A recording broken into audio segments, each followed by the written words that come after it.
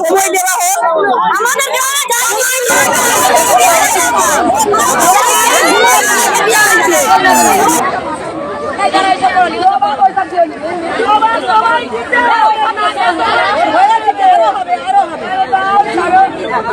আমার মধ্যে job card টাকা করে তিনি তো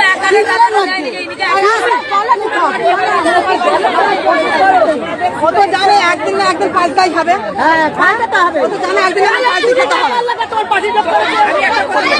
পরিচালনা করতে পারবে না আপনি দিবেন আমাকে দিদি, আপনি জানো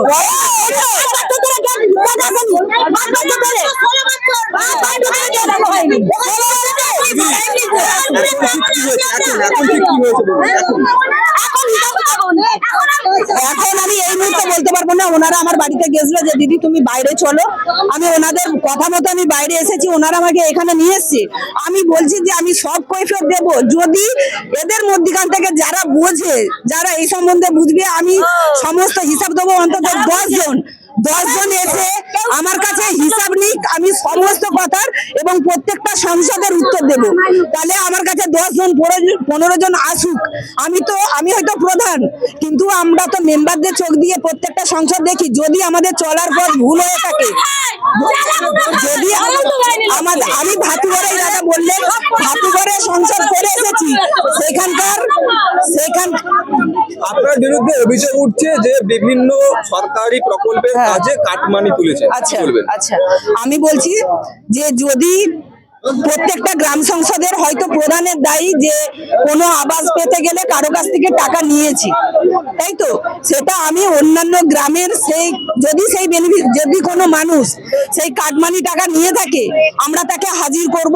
আমি এটা গ্রাম সংসদেও বলে এসেছি, যারা গরিব মানুষ 100 দিনের কাজ করে 100 দিনের কাজ করেছে, 100 দিনের কাজ করে টাকা পাইনি, সেই সব টাকাও তাদের ফিরিয়ে দেবো। এই প্রতিশ্রুতিও দিয়ে এসেছি।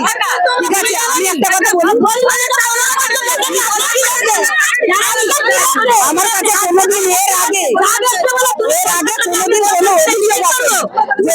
এই মাত্র অভিযোগগুলো আসছে পর 1 সপ্তাহ ধরে, তাহলে আমি সেগুলো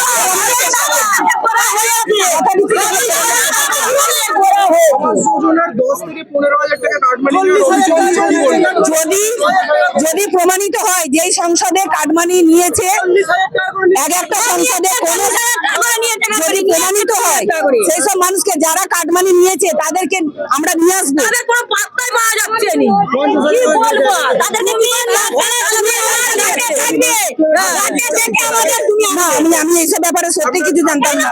আমার কাছে বিগত দিনের প্রধান পঞ্চায়েত এবং অন্যান্য গ্রাম থেকে সবাই পরিষেবা নিতে এসেছে, আমার কাছ থেকে পরিষেবা পেয়েছে। কি করে পরিষেবা এখন তুমি গ্রামে